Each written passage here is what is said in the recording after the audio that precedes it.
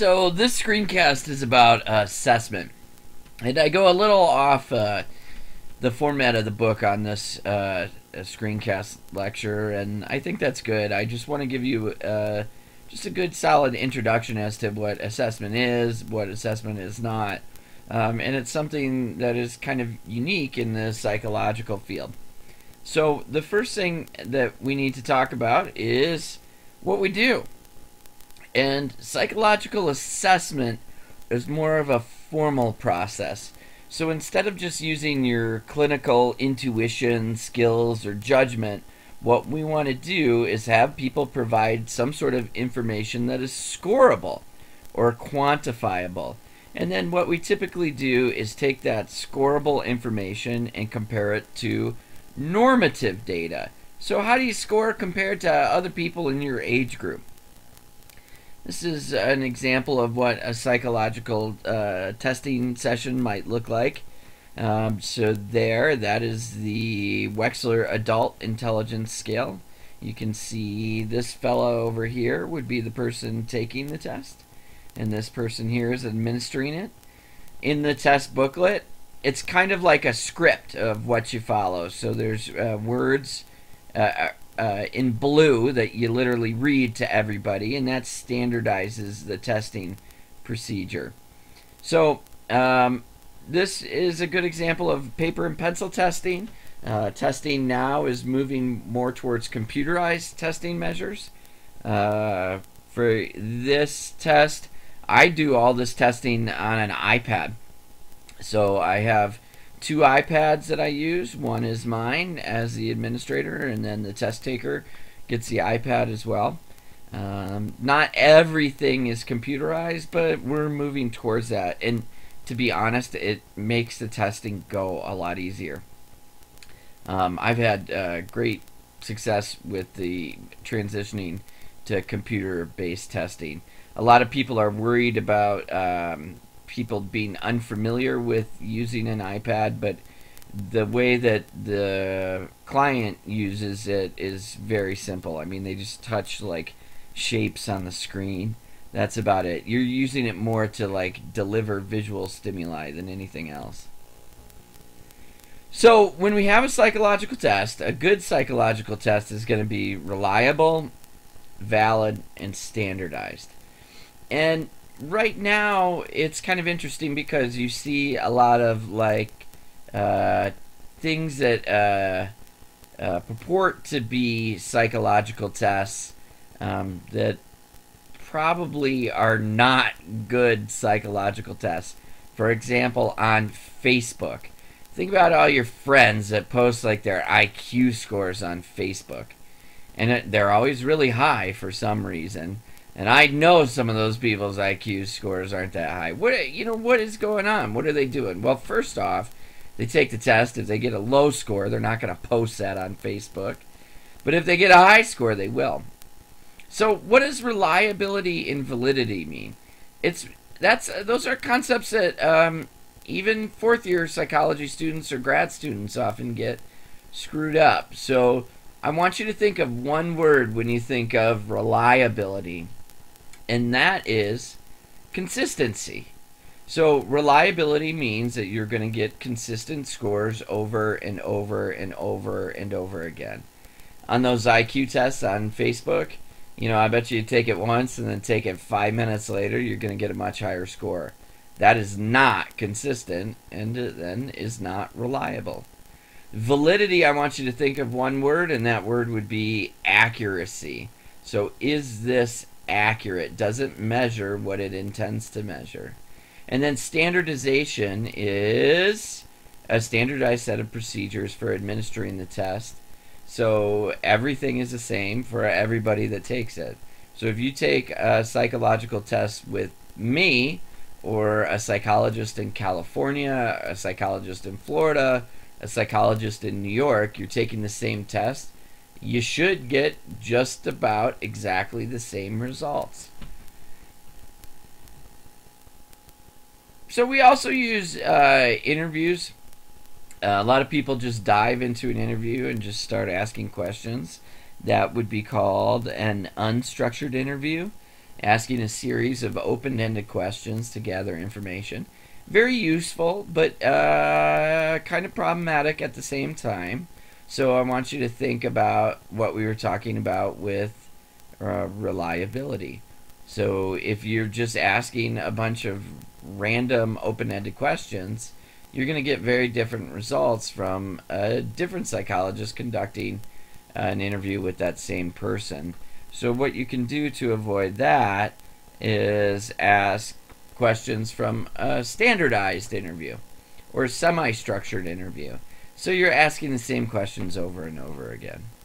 The information that you get in an interview is varied, but there's a couple major areas that are typically covered. So, the first thing is why are they there? Why are they coming for treatment or assessment?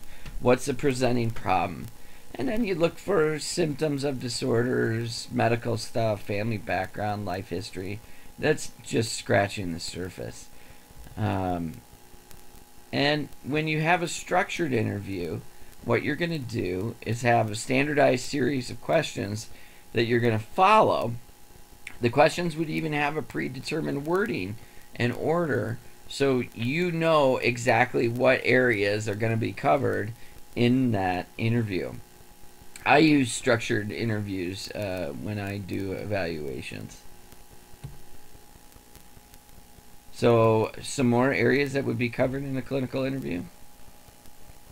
Just kind of look through these: education, work history, current psychological history, current social situations, drug, alcohol use, medications, family history, behavioral observations. There's a lot more than this, so. Okay, so I'm going to kind of focus on intelligence testing and just briefly cover some kind of a problematic area of personality testing. But there are tests for just about everything.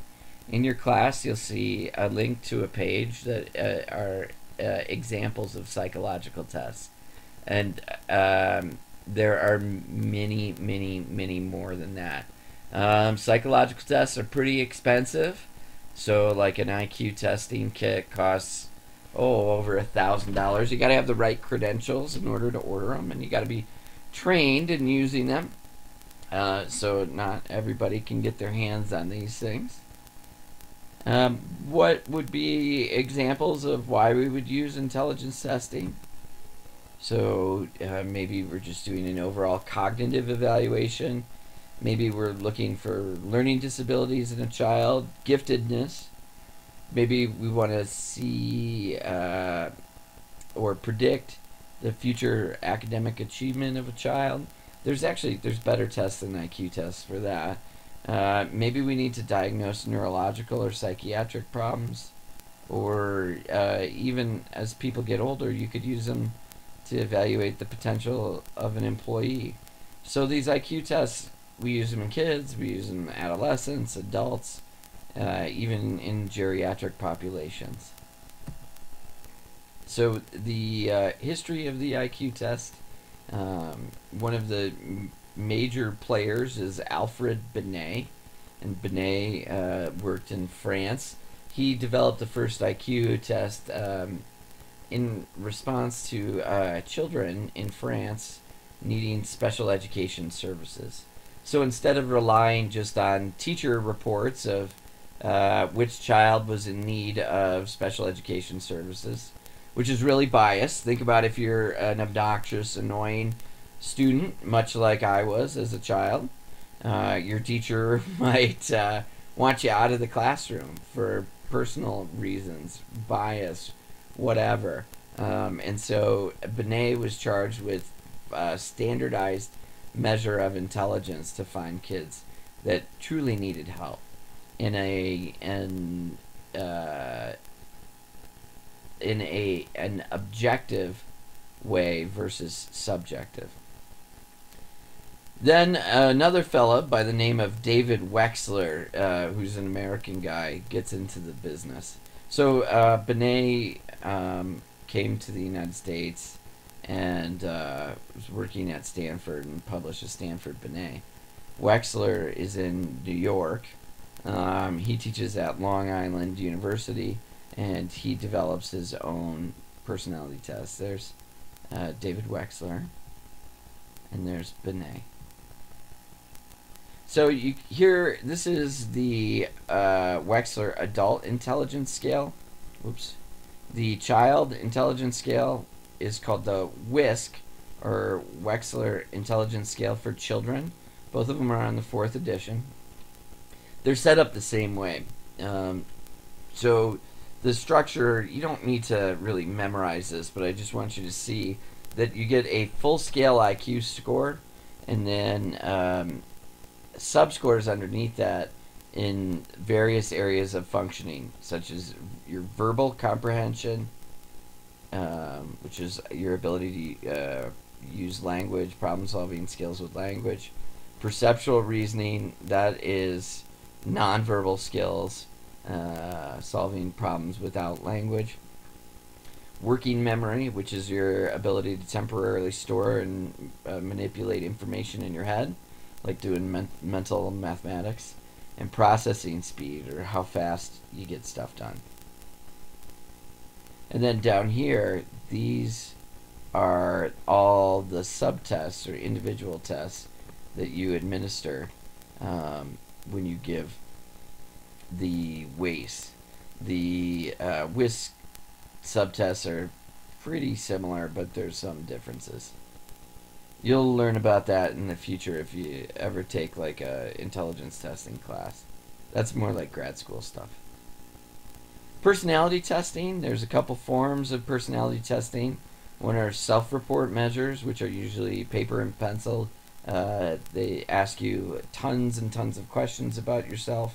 There's the most famous is the Minnesota Multiphasic Personality Inventory, or the MMPI. But there's also one called the MCMI, which is the Milan Clinical Multi-Axial Inventory. But there's also another set of personality tests called projective measures. And these are kind of interesting. I like these, but maybe not for the reason that you think. So, again, in the self-report measures, these are psychological tests with standardized questions having fixed responses. So the test taker completes it independently. They fill out the sheet, and then usually it's a yes or no question, or true or false. So usually it's a forced choice. And then you enter the scores into a computer, and the computer spits out personality test results. Each test is a little different, how they conceptualize that. Again, that's a little more advanced stuff. So the projective tests, two examples of these would be the Thematic Apperception test and the Rorschach. So here's some cards from the Thematic Apperception test. You can see here, this is kind of interesting. This test was created by a fella named Henry Murray, who's a really kind of colorful character if you ever wanted to look him up. And he's got a weird connection to Theodore Kaczynski, the Unabomber.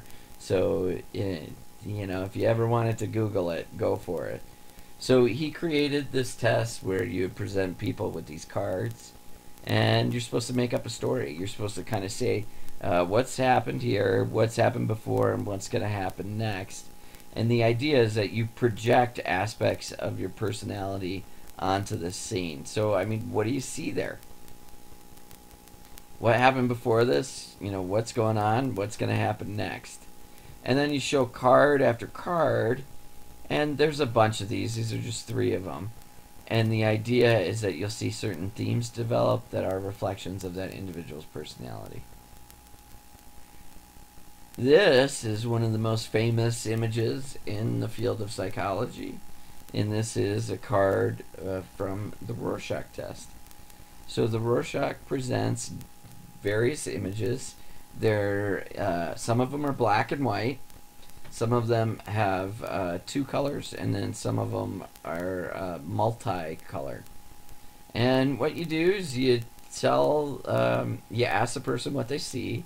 Sometimes they'll see multiple things in the picture. So like here, I always see a set of lungs. So there's a right and left lung. And then I see 2 people kind of standing facing each other playing the drums. People see all sorts of different stuff. And again, the idea is that you project aspects of your personality onto the card. Now, the Rorschach is kind of fascinating. This is scored with a computer program, and you take whatever, let's say the person sees a worm right here and right here.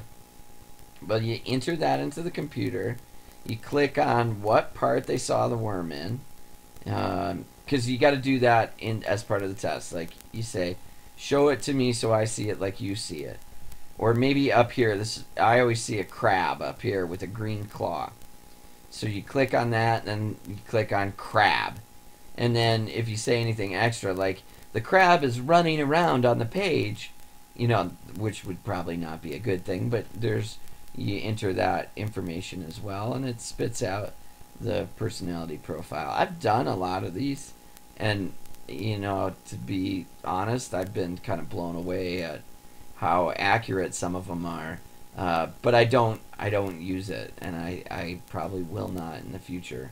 One thing that's kind of interesting is that on Wikipedia, they posted all of the Rorschach cards. This image actually comes from Wikipedia.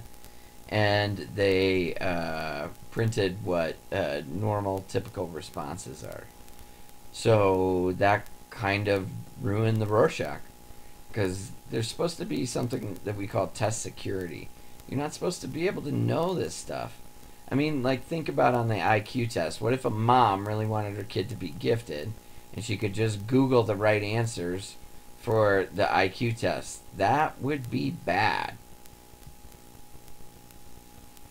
Okay, so in addition to personality testing, I forgot to tell you, I'll link to a video about personality testing that shows you a potential problem of personality testing. We also do behavioral assessment, and this is a form of measurement based on objective recordings of an individual's behavior. You're going to hear me say objective versus subjective a number of times, and that's what we're trying to do, is get unbiased information and reduce error. So you can't really just ask like a teacher, what's this kid, what's he like, what's his behavior like? Because that would be subjective. But we could get an objective measure of the child's behavior. So maybe you do a classroom observation, looking at target behavior, like how many times does a kid get out of their seat or talk when they're not supposed to, or bother other children. You can do that in real life, in vivo. You can put them in analog situations, like you might observe them in a play therapy room at a psychologist's office. You might have them do behavioral self-reports. Usually that's a little older kids. Self-monitoring, like if a kid is, biting their fingernails a lot. Well, you could, I know it sounds kind of gross, but you could have them save all the fingernails that they bite off. And you could use that as a form of monitoring. You could get data from that. And you can also do behavioral interviews.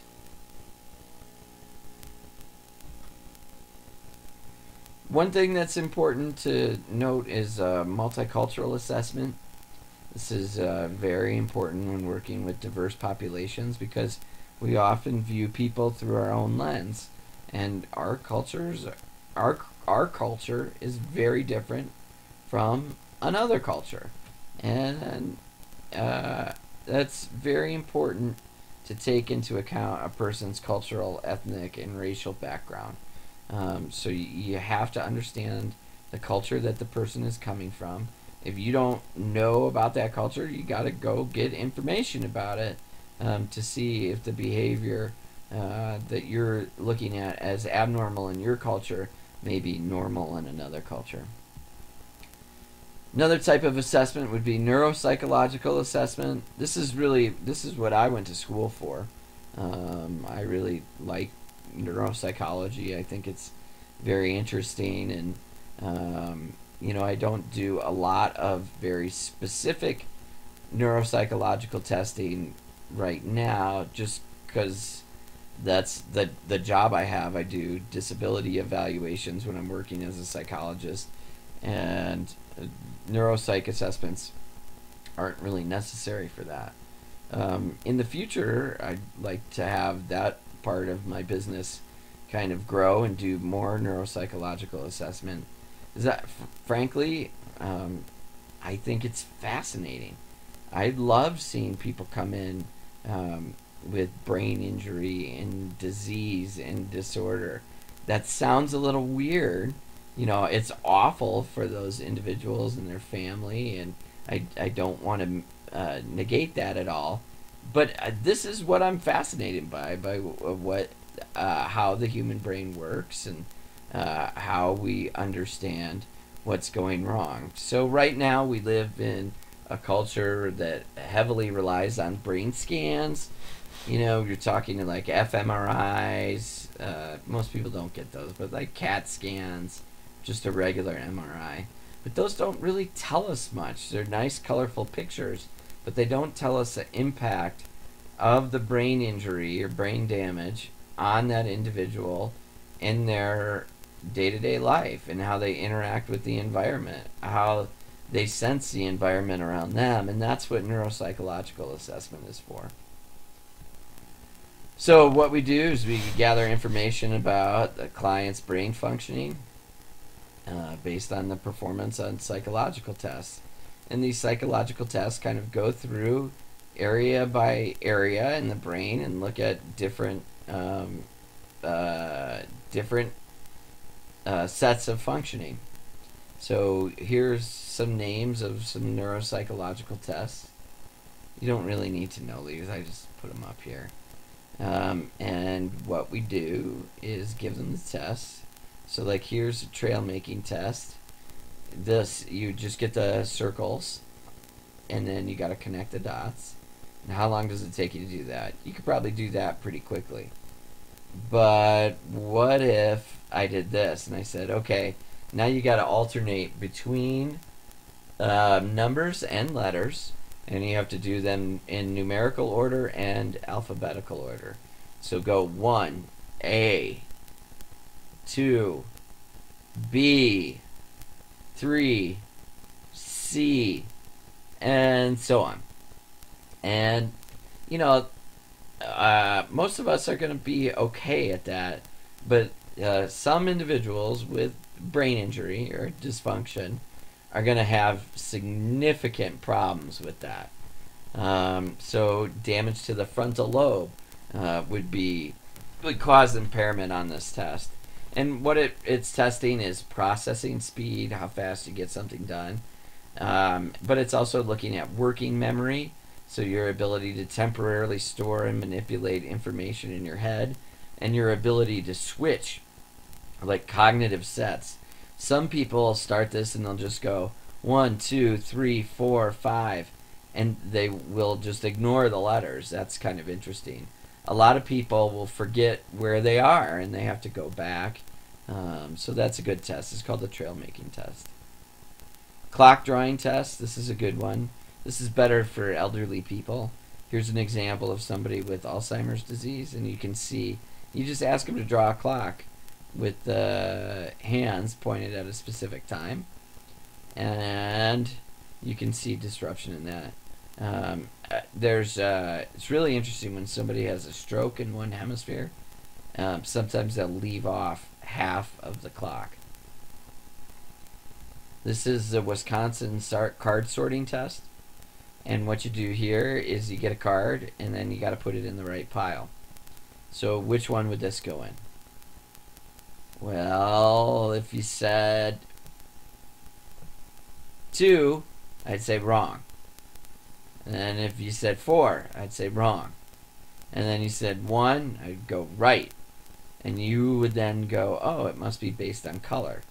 And so every card that comes up, you would sort it based on color.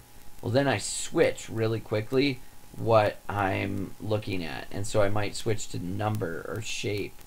And then you see if people can adjust to switching like that.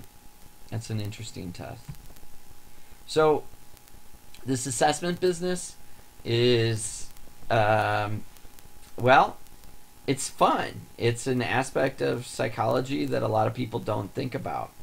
You know, people think that psychologists are just doing therapy, and a lot of psychologists don't do therapy at all. I'm a good example of that. I've done therapy in the past. I don't really like it. Frankly, I find it tiring. But I love doing testing and assessment. And you can make a whole career out of it. It's one thing that makes psychologists unique, because we really know how to do this stuff.